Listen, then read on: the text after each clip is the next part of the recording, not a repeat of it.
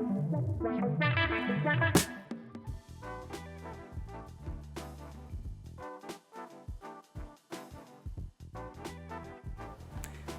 hi, I'm Robin. I'm part of the Total Refusal collective.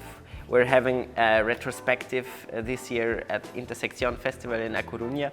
And yeah, I'm happy to share some of our films with this audience here, and we're glad that there's so much interest in our work. Total Refusal is a collective. We call ourselves pseudo-Marxist media guerrilla, and we work with the medium of video games. But it's not that we make video games, but we use them for making films or performances or installations.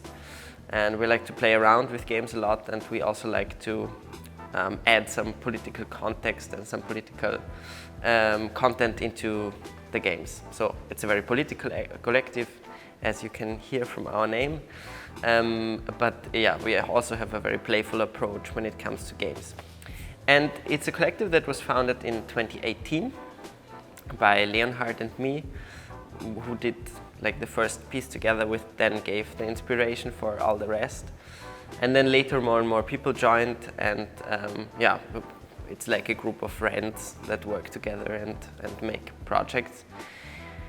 We come from different fields. Most of us come from Graz, which is the city in the south of Graz, but now we work mainly in Vienna, and yeah, we have different backgrounds. Some of us are from the arts. I'm a cultural anthropologist. Adrian is a political scientist by education.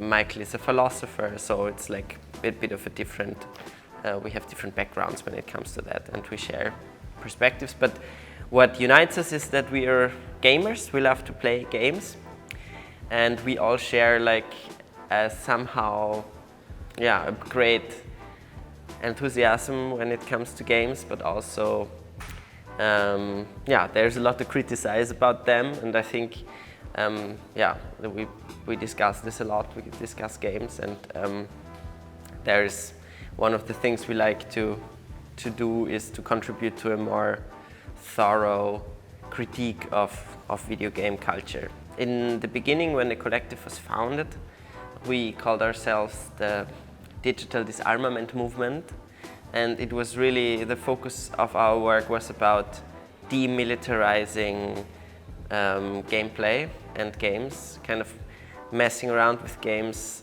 and turn them into peaceful media, which is sometimes really challenging because you know, most of video games have a militaristic gameplay in some way.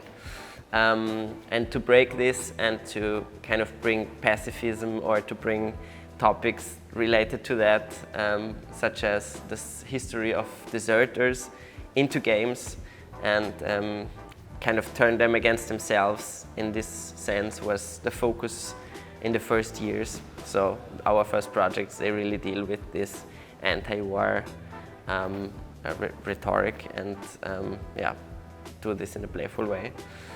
And somehow later the focus changed a bit, and we also wanted to talk about different topics, and yeah, the focus shifted more to the also economic critique of capitalism. Video games are a very capitalist media, of course, when it comes to how they are made and how, you know, decisions in relation to games are made. You know, there's no big decision that is taken without a thorough marketing survey. So yeah, marketing is really dictating big games and how they are done, and you can feel that. So they become kind of empty, and video games are a very conservative medium because they're repeating like over and over the same tropes and the same recipes, because investors want to have a safe revenue. So the focus shifted to some anti-capitalist perspective, and also with, you know, having this feeling to, you know, there's this famous quote that the end of the world is easier to imagine than the end of capitalism. You know this probably. Yeah, this, I think we feel this is really true. There's a lot of games are really good in, telling us how the apocalypse could look like, but they're really bad in telling us how the utopia could look like or how an alternative way of society could look like. So this is something that is also kind of very present, I think, in our works in the last years, to kind of find perspectives how to deal with also this feeling of collective powerlessness, of changing anything to the better. So there's kind of a content shift, I would say, and at the same time, when you make films in video games, there is always this kind of problem that it's a bit difficult to give voices to the people that you see, to the characters that you see, because usually they cannot move their mouth, and even if they can, some games have lip synchronization features, but even then it looks very clunky, and it's not what games are good in, to give you speaking actors, so to say. So most people that work with video games, they have a voiceover, which is kind of the obvious thing to do. And all our first films, they always had like a voiceover narrator, like an external voice that would comment and would tell you what you see or what is going on. And in the latest films, we got a bit bored of that it's always like this third person away from the game that would tell you something. And so we experimented around with how else you can tell a story within a video game, how you could like give voice to the characters, which is challenging, but and you have to make some, you cannot tell a very extensive story then maybe, because it depends a bit on the medium. But for instance, for our last film, which is Kinderfilm, there was no voice at all. You only see some visual commentaries, and we try to tell the story in that way. So this is like a storytelling problem that all people that do machinimas, so games made in video games, have to answer or have to find an answer in their work, I think, and we're still searching. In the masterclass that we had at the Intersección festival, we tried to show how, firstly, how we work, and give a little bit of a theoretical background of what we find important. And we talked about especially the limits of video games, because they are very, in games you often have the feeling that you are totally free, and that's something that players also really appreciate, this feeling of it's an endless world, I can go wherever I want, I can do whatever I feel like. I'm not restricted to my body and the social conventions in real life, but I'm finally free. And of course this is a big lie, because video games are not like that. They are restricted, they have their set of rules, but they're really good in kind of letting you forget this for a while.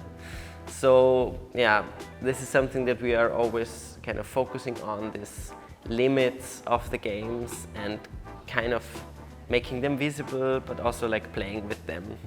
Like for instance, every game, or almost every game, has actually a flat map. So it's like this really early Christian idea of that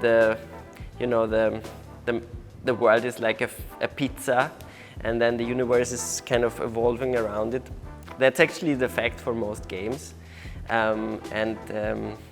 So what happens, that there is like always like the end of the world is somewhere. So the games have to kind of come up with a solution what happens if you want to get out. And the games have always really different explanations what happens then if you go to the end of the world, and they're really creative with this. But there's also like a lot of limits when it comes to the gameplay. For instance, that like in many war games, you don't have the option to take down your weapon. You're always armed. You cannot be unarmed. You don't exist as a civilian. You only exist as a soldier.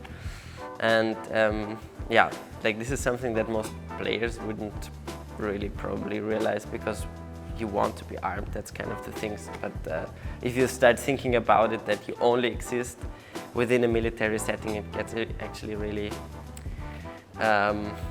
gets a bit, it gets weird and scary. And yeah, playing with this and exploring this is like something that we always do, I would say. And then in the second part of the lecture, we try to open up a bit how we work, how we make films, and especially in GTA 5, we think it's actually really easy to do this. So our presentation is really about convincing the audience that this is fun to do and they should also do this, because it's just a great toolkit for putting your ideas into images and playing around, fooling around, and it's really an amazing place to make films or videos. And yeah, I guess that's, I mean, we always like to share. We're not hiding our secrets so much. We also, you can watch all our films or almost all of them openly on our webpage. We're just happy if someone takes them and does something with them. We're also always proud if someone like uploads one of our videos on a torrent server or something like this. At Matadero we had one performance which is called Red Redemption, playing in the game Red Dead Redemption 2, which is like this cowboy western game. And in this game, in the center of the map there is a bigger city, which is kind of somehow a reminiscence of New Orleans in the beginning of the 20th century. And it's like this early industrial city with the big factories and chimneys, and then there's like the district for the wealthy people, and there is a slum and like kind of these things. And there's a lot of NPCs, so the extras that populate the city. And there's a lot to observe. So we decided that this is actually really a good place to give people a really basic introduction into Marxist theory and into class relations, so the different sectors in the city, the different classes, how are they kind of related with each other, how is wealth being generated in capitalism, and stuff like this. Because, I mean, we're not the greatest Marxist experts, but we still think it's great to share some basic knowledge about Marxist theory. And we think that watching our performance is more fun than going to a reading circle and doing this with the original 19th century material. So we thought that this is a good place to do this.